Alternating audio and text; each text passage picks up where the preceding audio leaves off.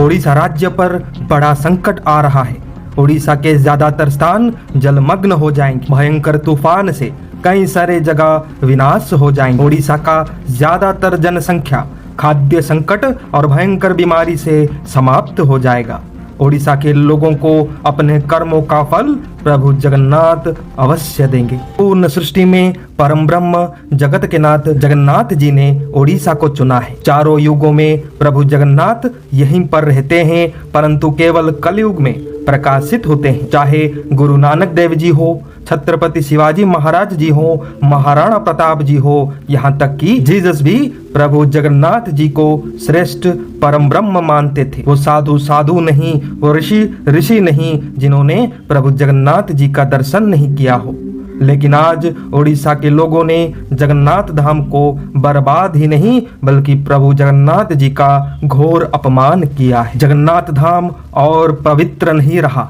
खुलेआम sex racket चलता है, दारू ड्रग्स खुले में बेचा जाता है।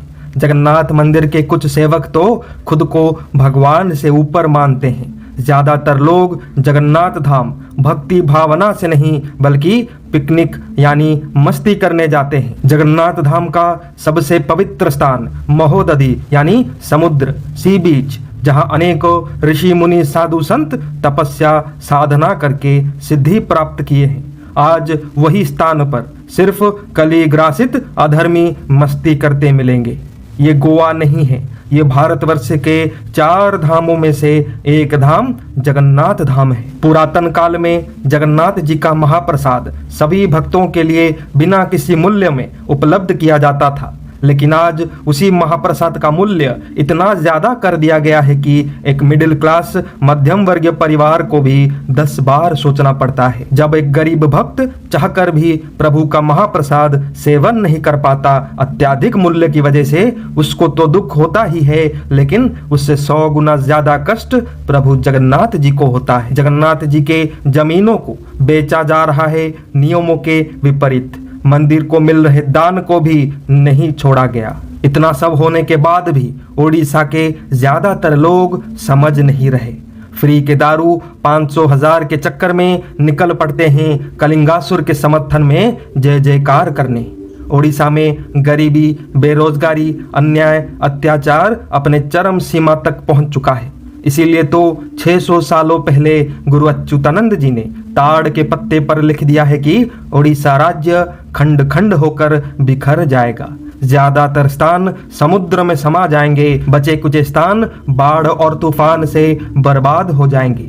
काल का ऐसा प्रहार होगा ना किसी ने देखा है ना सोचा है। जब पूरा राज्य जलमग्न हो जाएगा, विनाश हो जाएगा, सिर्फ एक स्थान उसी जल में तैरता रहेगा। उसका नाम है संभल नगर यानी संभला, जो कि आज के कटक और जाजपुर के बीच में मौजूद है। कल की अवतार का गढ़। जब पूरी जगन्नाथ धाम में सुनामी आएगी, प्रभु जगन्नाथ यहीं पर आ जाएंगे। जब जगन्नाथ यहाँ गुप्त हो जाएंगे, छुप जाएंगे, तब कल की महायुद्ध में शामिल होंगे। गुरु अच्युतानंद जी के वाणियों से यह प्रमाणित होता है कि सबको अपने कर्मों का फल अवश्य मिलेगा। परिवर्तन ही इस सृष्टि का नियम है। जो परिवर्तन को ग्रहण नहीं करेंगे, फिर से वही माया जाल के संसार में भटकने के लिए तैयार रहना। इस धर्म युद्ध में आप सबके प्यार, सहायता और योगदान के लिए हृदय से धन्यवाद करता हूँ।